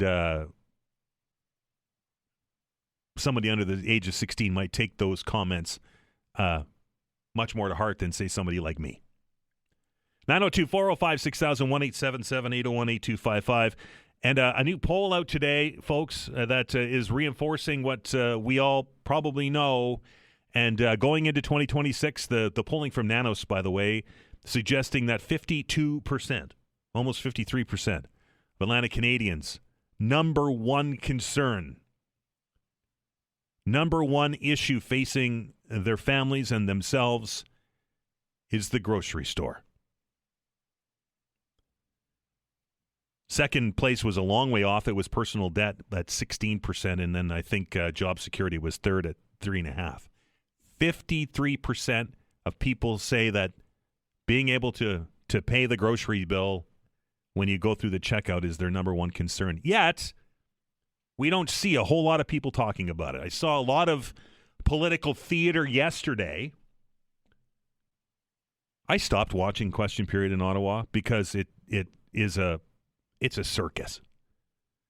But I watched it yesterday because Pierre Poilievre and the Conservative Party had put a motion on the pipeline on the table that they outrightly knew that the Liberal government of the day could not support. They knew that going into this. And if you watch closely at some of the debate, Mr. Poilievre had a smirk on his face when he was talking about it, because he knew that the political theater in Ottawa, and by extension here, when we have a session, which we don't have a lot of sessions, or they're not very long in Nova Scotia, Question Period has become an absolute farce. And I don't think that Canadians even pay much attention to it anymore. So if that's the case, why are we doing it? But anyway, all of the debate at the House of Commons, and nobody is talking about grocery prices. 902-405-6000, 1-877-801-8255. Over to Brian. Brian, how are you? I'm good, Dan. Thanks for having me on. Sure. What's on your mind? Well, I got three things. The first two will just be bullet points that you can take away for later, and the third is an idea I have. Sure. I remember years ago, one of the predecessors of your position mentioned in regards to the city that they went from a small media staff to, I think it's up over 20 or 25 members now for media relations, and that the city's looking at, budget restraints. Well, let's look at that. That's one opportunity. How many people do you need, sitting down, putting out Twitter feeds and things like that for the city? Yep. Second, in regards to Mr. Houston and our First Nations groups here in the province, now it sounds like they're going to be having a bit of a quibble. I can't say that I don't disagree with the Premier's position on this. It's funny how all these years the First Nations groups have never once, to my knowledge, have attempted to establish alcohol sales. They know that that's beyond their scope, but all of a sudden, once marijuana became federally legalized, they jumped all over that. Now, if they're willing to come into some type of partnership and stop selling it for cash, if they were willing to, meet the ministers and the Premier halfway and maybe have them purchase their supplies from one of the federally regulated growers and have their books open, sure, go ahead, go for it. Make a partnership in the underground sales. And thirdly, regards to the budget and how everybody is rather against the bike lanes, you had a counselor on a few times. I think name escapes me now, but he said, let's go for the more basic version, just paint lines and things like that. You don't have to go to the Cadillac version right away. I agree with that principle wholeheartedly. And in regards to the budget itself, e-scooters and e-bikes are now going to be the wave of the future for transportation for anybody in their, younger years. We all know that's going to happen. We see it now. It's been, a pretty good season, I think, as far as the city's regards to the experiment they had this year with the Bird, the company that brought them in. But hotels are allowed to levy a tax on the hotel bill for tourism.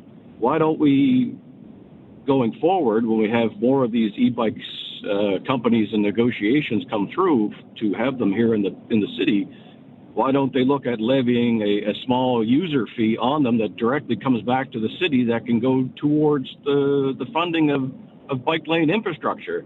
We know that you're never going to get the average bicycle owner with a helmet and a 10-speed bike that's out running around to pay a registration or a license any longer. Those ships have sailed back in the 50s. But if these people are doing everything through electronic transfer, well, then why can't we look at having a small levy put on there, whether it's 1%, 2%, 10%, whatever they come up with, and have that money pooled, and then at the end of the year, then they know going forward, okay, well, we got X amount of dollars. We could throw that into the pot that we can use on more bike lane infrastructure for next year's budget. Can't argue that point, Brian. It's that kind of outside-the-box thinking I think that we have to look at moving forward, because if we think that this year's 10% or 10.5% starting point increase is a one-off, I think we're kidding ourselves. Oh, you can guarantee it. All right, man. Appreciate it. Like the grocery store. You got her. Thank you. Have a good one. 902-405-6000, 1-877-801-8255. We're back after the break.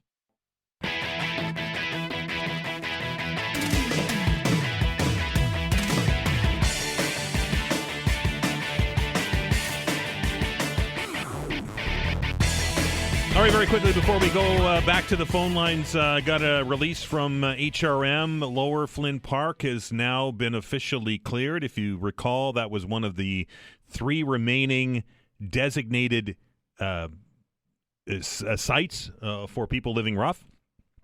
They had announced that it was to close, and I do believe the date was last week sometime. I think it was Friday.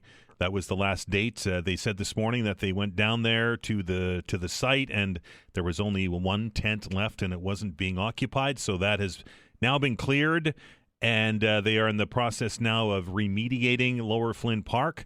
So now 2 left, 2 designated shelter sites left in HRM as we get into the winter season. Last time we checked with the authorities at City Hall, there were more shelter spaces available than people that were living rough in the designated encampment sites in HRM. So they say 18 months, 18 to 24 months to work their way through the process to eliminate those 2 remaining sites. But as it stands right now, there are 2 sites left in HRM. Lower Flynn Park has now been officially cleared and is now, I would imagine, closed while city workers remediate that park. 902-405-6000, 1-877-801-8255 to the phones. And we welcome Michael to the show. Michael, how are you? I'm good, buddy. How are you? I'm good. What's on your mind today? Well, you know what? This has been an issue to me for years. I could never figure out why the Indians of our country, our province, have been given certain privileges that aren't included in any treaties. It's a form of discrimination in this country that certain cultures can do certain things and other people can't. I think if you make a law, it's a law. One of those examples is people who wear turbans don't have to wear a motorcycle helmet to drive a motorcycle. When it comes to the dope shacks, the number is over 50 in member 2 alone, and I've been through there on a few occasions, and it's crazy. There's little tiny sheds that are dope shacks. There's like almost like professional stores. The treaties were originally signed in 1725. We're talking 300 years. We're still paying people and giving them perks. They've hit the fisheries industry. Baby eels. They went into that, and I do not believe, Dan, this is a dangerous topic, but I do not believe that we stole anything from these people. They were living here. The Europeans came over. They settled. They built everything that's over here. They settled in somebody's backyard, Michael.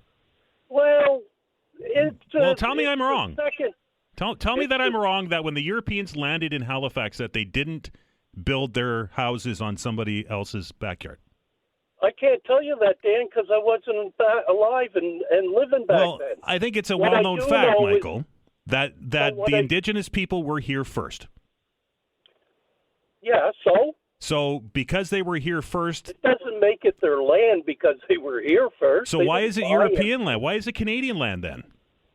Because we built stuff on it? Own crown land. The crown is the government, my friend. Yeah, but they're just elected officials. We're the government. The people are the government. All right, Michael, I'm going to agree to disagree with you. First of all, they're indigenous people. Second of all, the treaties were signed in 1700, but they didn't end in 1700. They're living documents.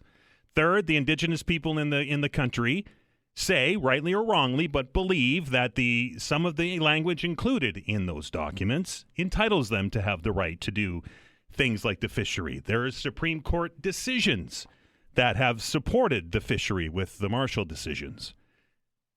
This is the latest salvo, and it's going to take a court decision to determine if that is in fact the case. But to say that we didn't steal anything, I'm going to disagree with you 100 times out of 100, because they were here first. We took it over. That's proven fact. 902-405-6000, 1-877-801-8255. Let us welcome Frankie to the show. Frankie, how are you? Not too bad. How are things doing? I'm all right. What's on your mind? A little bit of everything, but let's narrow it down to food for a second. Sure. It's pretty bad in 2025, well, 2026, almost, that we have to sit down at a table and figure out, am I going to eat or am I going to live on the streets? And with all the mortgage renewals and everything coming up, and people can't afford anything with all these interest rates that they signed into, eons ago, people are thinking, why is there no regulation or any government stepping in? You're right. With these grocery stores, they all have. Frankie, you there? I lost you. We seem to have lost Frankie. Frankie, give us a call back. I think we're having a bit of a technical issue with the phone here. So can you please give us a call back, and we'll carry on that conversation. We're going to try and sort this out when we return. You're listening to the Todd Veinotte Show. I'm Dan Alstrand. We're back in minutes. All right, welcome back. 902-405-6000, 1-877-801-8255. Hope you're having a great day. This is the Mid-Week Meltdown, your chance to join the conversation. 902-405-6000, 1-877-801-8255. Let's go right to the phones and welcome Gloria to the show. Gloria, how are you? Hi, Dan. How are you? Thank you for taking my call. I listened to you talking about Parliament. I watch it too, Dan. The only good thing, we can turn it off. Imagine if you had to sit there and go through it. Right, no kidding, right? I feel sorry for the pages. The parliamentary like a bunch pages of that children. have to watch that. Yeah, no kidding. It's worse than children. I just want to speak about, I listened to part of the budget, and then they went in camera for hours again. Right. But anyway, I haven't heard them talk about cutting anything. Now they want to look at increasing development fees. Who will pay those increased development fees? Of course, the builder will, but who will pay it in the end? People buying a house or people renting? You bet. Absolutely, you're correct. That, de-transfer tax, and take the cap off. That's all I heard. Nothing. They're talking about a $2.5 million skateboard to repair that skateboard park. We can't afford it. As much as we want it, we can't afford it. Yeah, I think that some tough decisions have to be made, and I saw I think it was Councillor Purdy who was speaking against that yesterday. I saw Councillor Purdy. And, she's one of the common sense councillors. She made a lot of points suggesting that that tough decisions are going to be made, and it's not going to please everybody when we make these tough decisions. But was it $2.5 or I thought it was $4, but whatever, however many $1 million it was to renovate a skate park that can last for a couple more years with minor repairs is maybe something we need to look at, right? Well, when I was councillor, I got a skateboard park in Dartmouth, but the people who wanted it went out and did some fundraising for part of it. Right. And then they talk about cutting the pickup of garbage in the summer. Maybe we have to go back to the way we were. We have to look at everything. And when Kathleen Moore says, well, the raise in pay is very little on the budget, or the what else? Oh yeah, and the bike compared to what we spend on roads is very little. That's ridiculous talk.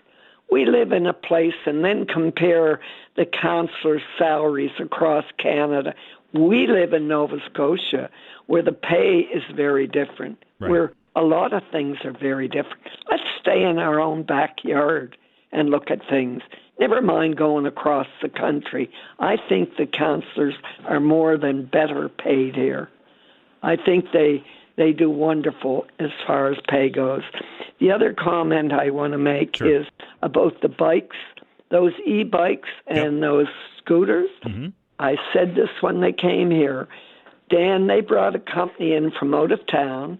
They allow them to use our property free of charge for their business. Their business is every place on the sidewalk, every place you see a bike, that's their business place. That's where you tap a card and take off. Yep. And they do not pay 1 penny for that. If we're looking for money, let's look at some of these things. Can't argue that point, Gloria. Yep. Have a good one. Okay, have a great one. Thanks for the call. 902-405-6000, 1-877-801-8255. I was musing about it yesterday or the day before, and we were talking about congestion on the roads, and somebody suggested that the delivery services were contributing to congestion on the roads. We didn't have these food delivery services 5 years ago, right? And those vehicles are on the road, and I had suggested seeing food delivery. So I don't suggest that we shouldn't have them, but in other places that I've been, and I get it, their climate's different and the environment's different, but most of the food delivery people are on e-bikes or on small mopeds or those kind of things. Couldn't it be something like along what Gloria said? If we have a food delivery service that uses e-bikes and use the bike lanes, if they pay a licensing fee for that every year, and that goes towards the bike lanes, much like Gloria was suggesting with the scooters and paying for all of the square feet that they use for their bikes. I think that everything should be on the table. We've said that many times, and why not that? 902-405-6000, 1-877-801-8255. Let's go back to the phones and welcome Jeremy to the show. Jeremy, how are you? Hi, great. How about yourself? I'm good. What's on your mind? I'd like to respond to the previous caller who was talking about the dope shacks and the Indigenous rights and that type of stuff. Mm-hmm. And I'd like to try to restore a little more stability to this conversation. Sure. Because so often we can get caught up in an us versus them game, and we've obviously seen how unhelpful that can be. Right. I'd like to directly tackle the notion. There seems to be a subtext to these types of opinions where Indigenous people are, in quotes, getting everything. But I think it's more helpful to actually look at, somebody getting what we may perceive to be as everything versus somebody getting what they need. And I say this after having an experience working up north in Nunavut in a community called Kingai. Mm-hmm. And it was about 1,500 people, a small hamlet, and, no paved roads, just dirt roads around a place where you could I had to fly in, pretty close to Baffin Island. And one thing that I found really disheartening was, so you have a town of 1,500 people, and mind you, we have our own issues with healthcare here. Up there, they didn't have one doctor in the community. They had 2 nurses who would be on at any time, and there was 1 mental health nurse, I believe. So only about a maximum of 3 nurses working at once. And in the whole, doctors, of course, would fly in and out whenever, but that wasn't guaranteed you would see a doctor if you needed to. And the fact that I think I found potentially the most troubling is, every population has their mental health issues, but they tend to be more pronounced in Indigenous communities. From stuff that I've read, I won't get into that, but anyway, there were 0 psychiatrists who were practicing regularly in the whole territory of Nunavut. So I think that my main message for people who kind of have the, maybe they're getting everything mindset is just have a little bit of empathy, put yourself in somebody else's shoes, and realize that your life could be very different if you're born simply in a different place. And that's all. Jeremy, appreciate the call, sir. Thank you. 902-405-6000, 1-877-801-8255. Let's welcome Chris to the show. Chris, how are you? Chris, are you there? I am here. There you are. Welcome back. There I am. Good afternoon, Dan. What's on your mind? Look, this whole Indigenous debate, you could have a whole day show on that and you'd never get to the bottom of it. But, for sure. Lots of complex issues. There's a lot of complex issues, but I will make one comment. It seems as though the natives want to cherry pick laws and treaty regulations, rules, and all this sort of stuff and agreements to cherry pick it to what benefits them at the time. That's the outward appearance of it anyway, and that's specifically relating to these weed spots.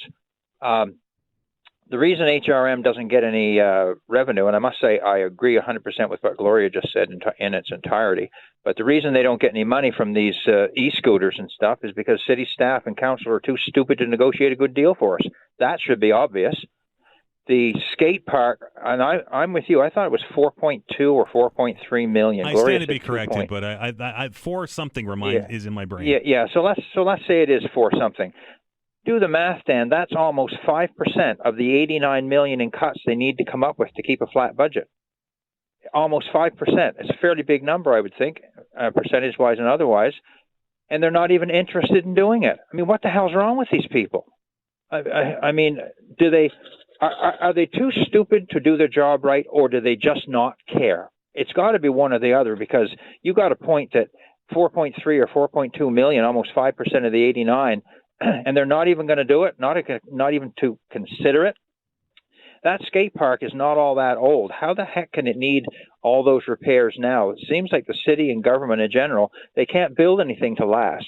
Everything is built with an expiry date or an obsolescence with it that private industry doesn't do. Maybe they should look a little more, when they're building stuff, to have more consultation with private industry and private engineers instead of city staff and so on. That might make a difference. But anyway, that's all I got to say about that one. But Dan, this whole budget debate, hang on to your hats, guys, because financially speaking, because I don't think they're going to end up cutting one thing off of it that makes any kind of significant dent in it whatsoever. They are considering or have talked about crossing guard salaries. I mean, come on. Pick on some people that aren't in a position to union-wise or otherwise to defend themselves. If they want to start cutting some salaries, look at their own 4% and look at some of the city staff and the employees, the union staff and so on, and the management staff in particular. When these collective agreements, these contracts come up again, freeze them. I mean, they can't go back and roll them back now at this point because you got one foot in the river on that one. But the next time they come up for renewal, freeze the things. Let them earn what they're earning for the next few years, because that's generally speaking, Dan, what you and I and a lot of other people have to do. I'm not getting 4% this year, are you? Absolutely no. Well, I hope so, but I doubt it. Well, I doubt it very much too. But if you do get 4%, I'll bet you it's because your productivity has gone up. Your worth to the radio station has increased in value. That's why yours is a performance-based remuneration, I'm sure. If you weren't worth the money you're being paid, you wouldn't have that job, Dan. Not likely. Council is not like that. No, of course you wouldn't. And Vanessa wouldn't have hers.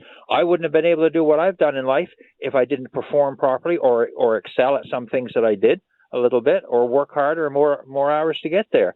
But the councillors are on the wrong path with this, and the thing that bothers me the most is that they just don't seem to realize it. Anyway, Dan, thanks very much for your time. I appreciate it. Thanks, Chris. 902-405-6000, 1-877-801-8255. Midweek Meltdown continues after this break.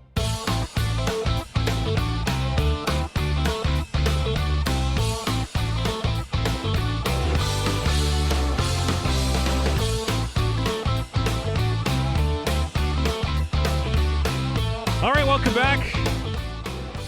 Vanessa was running around looking for me. I'm here. I'm sitting in front of the microphone. 902-405-6000 or 1-877-801-8255. A few minutes left here if you want to get in on the conversation. Lots of things to talk about out there. There's budget deliberations. It's the ongoing debate over illegal cannabis operations on First Nation land. Of course, that the latest the round of that came from the Sabaganagati First Nation, who have now effectively banned the premier and two other ministers from their land, saying that that they are undesirables was the word, and that the part of the discussion was about protecting the community and protecting the politicians. The premier's office, in a statement to the CBC, we have yet to hear from the premier's office on this, suggesting they may have considered that to be a threat. So I don't think that this discussion is anywhere close to coming to an end. 902-405-6000, 1-877-801-8255, or anything else that's on your mind. Looking forward to hearing your take on things. Let's go to the phones and welcome Josh to the show. Josh, how are you? How you doing? Can you hear me okay? I hear you loud and clear, sir. What's on your mind?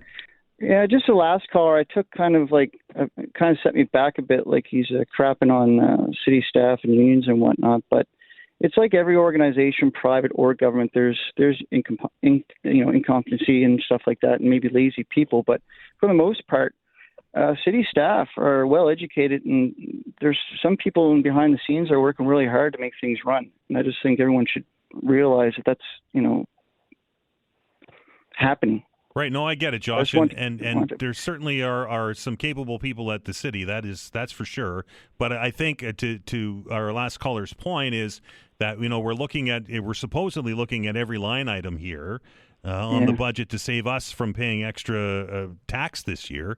And in my opinion, I think everything should be on there. I think everybody's salary should get reviewed. And some things like when he talks about private industry constructing stuff like that, but a lot of times the city contracts that out to private industry because they're taxpayers, so they offer that.